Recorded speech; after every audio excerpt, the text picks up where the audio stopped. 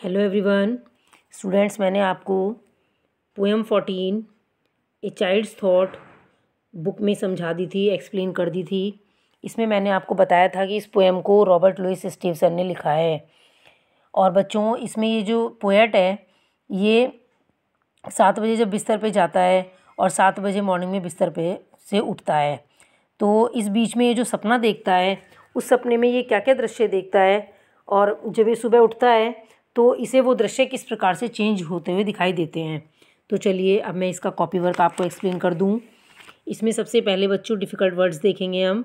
Number 1 scared, number 2 castle, number 3 prowling, number 4 prison, number 5 enchanted, number 6 gallant, number 7 frown, number 8 carpet, number 9 flank और last one number 10 is rippling. इसके बाद बच्चों मैं आपको word meaning बताऊंगी। आपको हिंदी में वर्ड मीनिंग नहीं लिखने हैं। अगर आपके एग्ज़ाम में वर्ड मीनिंग आते हैं तो आपको इंग्लिश टू इंग्लिश ही लर्न करनी है। बच्चों, हिंदी में केवल आपकी बुक की हेल्प के लिए लिखवाए जाते हैं, जिससे कि जब आप स्टोरी पढ़ें, पोएम पढ़ें तो आपको कुछ हेल्प मिल जाए। तो चलिए पहले वर्ड मीनिंग देखते हैं। Number 1 Gallant. गैलेंट का मतलब बच्चों मैंने आपको बताया था ब्रेव। बताया था ना कि गैलेंट हॉर्समैन थे, घुड़सवार बहादुर थे जो कि नदियों को पार करते हुए आ रहे थे। Number 2 castle. कैसल मतलब बच्चों मैंने आपको बताया था किला, दुर्ग, है ना। इसका इंग्लिश मीनिंग होता है fort, FORT। Number 3 prowl. Prowl का मतलब होता है बच्चों निश्चिंत होकर, जब किसी प्रकार की कोई चिंता नहीं होती।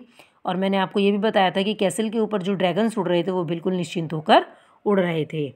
तो इसका मतलब होता है मूव क्वाइटली, बिल्कुल धीरे धीरे निश्चिंत होकर घूमना इधर उधर।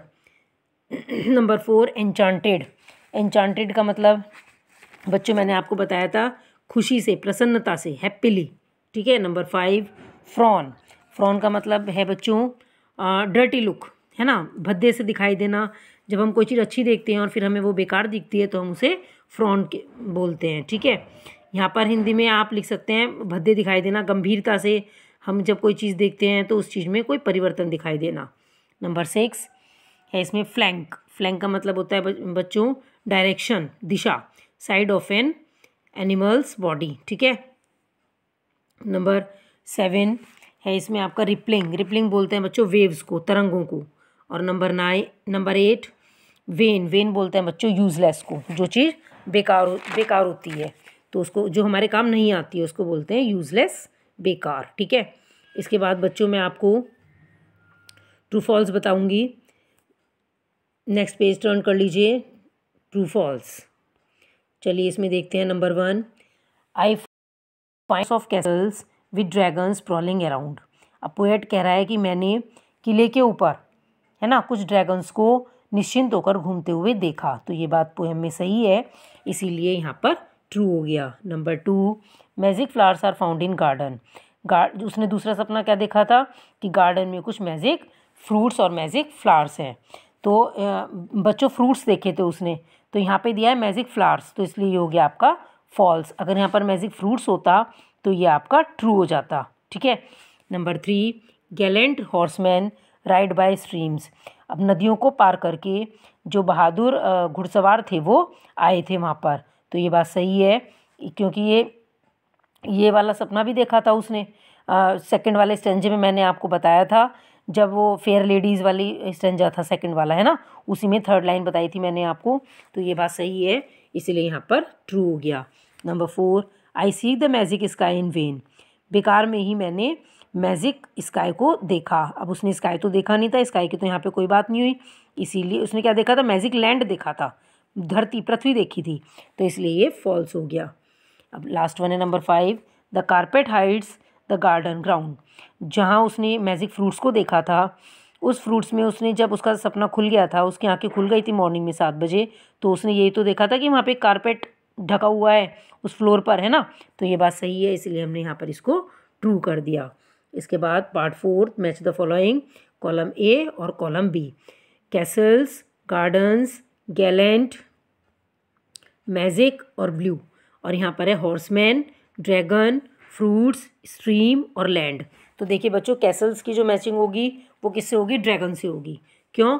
क्योंकि उस किले के ऊपर वहाँ पर जो ड्रैगन्स उड़ रहे थे।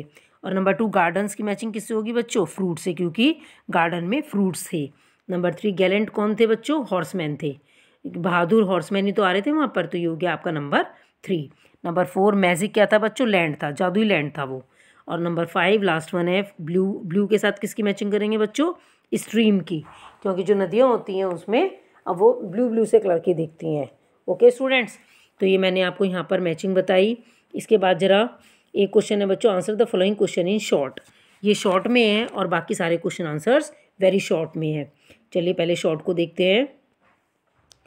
Number 1, what do you think the poem is about? आप क्या सोचते हो कि पोएम किसके बारे में है? The poem is about a child's dream world and the reality he finds on getting up. ये पोएम जो है बच्चों एक जो सपना देख रहा था चाइल्ड बच्चा पोएट, तो उसके बारे में है।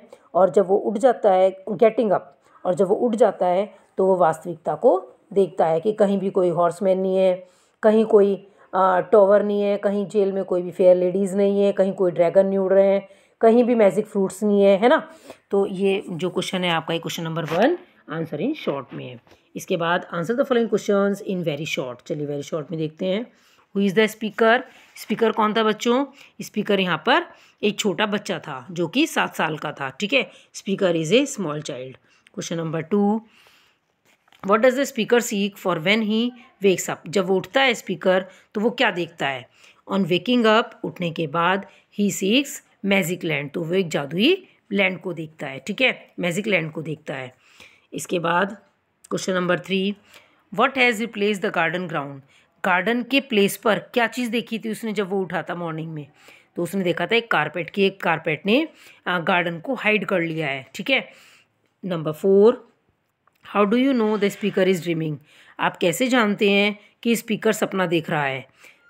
क्यों कैसे जानते हैं? आप देखिए इसका आंसर बड़ा सुंदर है। ही क्लियरली सेज, उसने बिल्कुल साफ साफ कहा है, दैट स्पष्ट रूप से कहा है, that he sees pictures when he goes to bed. जब वो बेड पर जाता है, बिस्तर पर जाता है, तो वो कुछ दृश्य देखता है। इसके बाद question number 5, what happens to the streams that border the land of dreams when the speaker wakes up?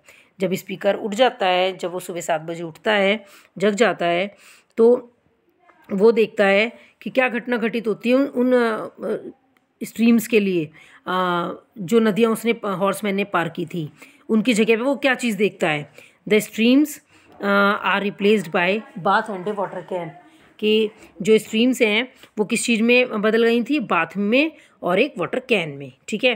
तो ये बच्चों मैंने आपको बताया। इसके बाद एक क्वेश्चन और है, ये है क्वेश्चन नंबर 6, लास्ट क्वेश्चन है। What time does he go to bed and what time does he wake up? किस समय वो बिस्तर पर जाता था और किस समय वो उठता था? इसका आंसर बड़ा ही सुंदर है। He goes to bed at 7, वो 7 बजे बिस्तर पर जाता था, and wakes up at again at 7, और 7 बजे ही बिस्तर पर से उठता था। तो बच्चों मैंने आपको ये पूरा चैप्टर कॉपी में समझाया। सभी बच्चों को सारा ही वर्क कॉपी में करना है। Difficult words, word meanings, true false, matching, answer the following question in short और answer the following question in very short. और बच्चों आपको साथ साथ लर्न करते हुए भी चलना है, नहीं तो एग्ज़ाम में फिर आप बड़े हौच पौच से हो जाते हैं कि इतना सारा कोर्स है, एक चैप्टर है, पोएम है, इसकी बुक वर्क भी है, कैसे करेंगे। और कुछ बच्चे ऐसे होते हैं जो लिखते हुए भी नहीं चलते हैं, जो कि सोचते हैं कि बस जब स्कूल में बुक कॉपी मंगाई जाएंगी तब कर लेंगे, तब वो देखते हैं कि हर सब्जेक्ट में उन्होंने वर्क नहीं किया, इतना सारा लोड हो गया, कैसे करें। तो मैंने देखा है बच्चों कि आप खुद भी नहीं करते हो, उस टाइम आप अपने पेरेंट्स से, अपने ट्यूशन टीचर से, अपने बड़े छोटे बहन भाइयों से वर्क कराते हैं। तो बच्चों ऐसा ना करें, आप अपना वर्क सेल्फ करें, आपको समझ में आएगा। ओके स्टूडेंट्स, और आपका यहाँ पर पोर्शन कंप्लीट हो गया है। Thank you and have a nice day.